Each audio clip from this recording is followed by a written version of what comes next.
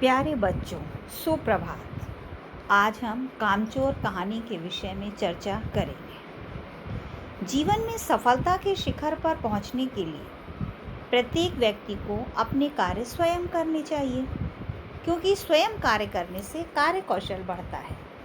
मनुष्य के अंदर छिपी आलस की भावना का विनाश होता है। कामचोर प्रसिद्ध लेखिका इस्मत चुगताई द्वारा लिखित श्रेष्ठ कहानी है। ये हास्य व्यंग्य से भरपूर है। लेखिका ने इस कहानी में बताया है कि माता पिता पहले तो घर में हर कार्य की सुविधा के लिए नौकर रख लेते हैं, और जब बच्चे उन्हें खाली नजर आते हैं तो वे खुद फैसला करते हैं कि नौकरों को निकाल दिया जाए ताकि बच्चे कुछ काम करें। इन्हें भी तो काम करने की आदत होनी चाहिए। सारा दिन ऊधम मचाए रहते हैं। ऐसी बात सुनकर बच्चों को भी ध्यान आया कि उन्हें भी कुछ काम करना चाहिए। कार्य की शुरुआत पानी पीने के मटके से हुई। मटके के पास अत्यधिक घमासान युद्ध हो गया। मटकी और सुराहियां इधर उधर जा गिरी और बच्चे पानी से गीले हो गए। अब्बा ने फरमान जारी किया कि जो काम नहीं करेगा उसे रात का खाना नहीं मिलेगा। बच्चों द्वारा काम के बारे में पूछे जाने पर उन्हें फर्श की दरी साफ करने, पौधों को पानी देने, आंगन का कूड़ा साफ करने आदि काम बताए गए, और बच्चों को तनख्वाह का लालच भी दिया गया।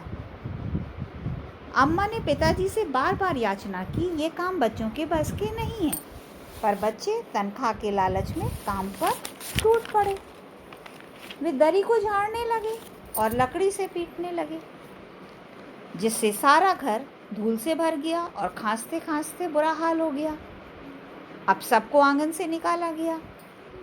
झाड़ू के तो तिनके तिनके हो गए, और जब उन्हें ये पता चला कि पानी छिड़क देने से धूल कम हो जाएगी तो उन्होंने दरी पर पानी छिड़क दिया, जिससे दरी की मिट्टी कीचड़ में बदल गई।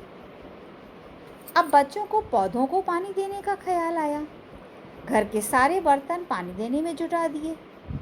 नल पर भी ऐसा घमासान हुआ कि बच्चे कीचड़ से लथपथ हो गए, और उन्हें नहलाने के लिए घर के नौकर कम पड़ गए। पड़ोस के नौकरों को 25 पैसे प्रति बच्चे के हिसाब से नहलवाया गया। अब बच्चों ने सोचा कि हम तो केवल मुर्गियों की देखभाल कर सकते हैं। इसके लिए वे हाथ में बांस व छड़ी लेकर मुर्गियों को हाँकने के लिए चल दिए।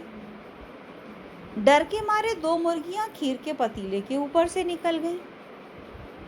एक मुर्गा अम्मा के खुले पानदान में कूद गया और कत्थे चूने भरे पंजे लेकर अम्मा की सफ़ेद दूध सी चादर पर छाप छोड़कर निकल गया।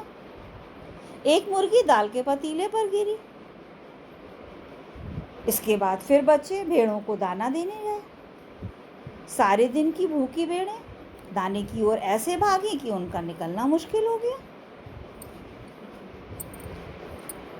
तख्त पर बानो दीदी का दुपट्टा फैला हुआ था। उस पर शर्मा सितारा रखकर दीदी मुगलानी बुआ से बात कर रही थी, लेकिन भेड़ों ने उसे भी रौंद डाला।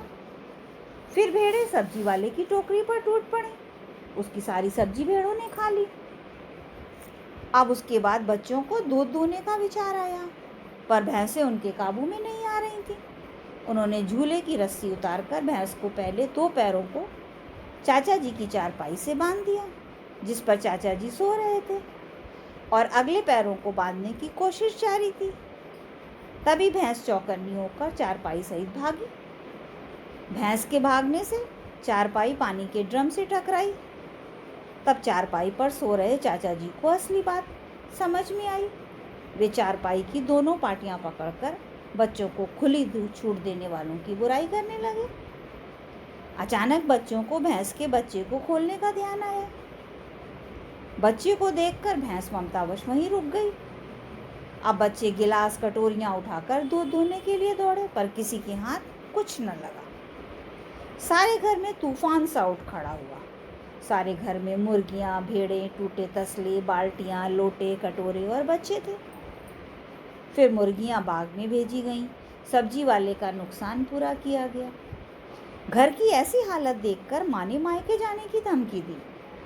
ये देखकर अब्बा ने बच्चों को नसीहत दी कि यदि किसी ने किसी भी काम को हाथ लगाया तो रात का खाना नहीं दिया जाएगा। बच्चों ने भी सोच लिया कि वे भी हिलकर अब पानी भी नहीं पिएंगे। इस कहानी के माध्यम से लेखिका ये बताना चाहती हैं कि माता पिता को चाहिए कि बच्चों को बचपन से ही छोटे छोटे काम सिखाएं तथा बच्चों को भी माता पिता का हाथ बटाकर निपुणता प्राप्त करनी चाहिए, तभी वे आत्मनिर्भर बन सकेंगे।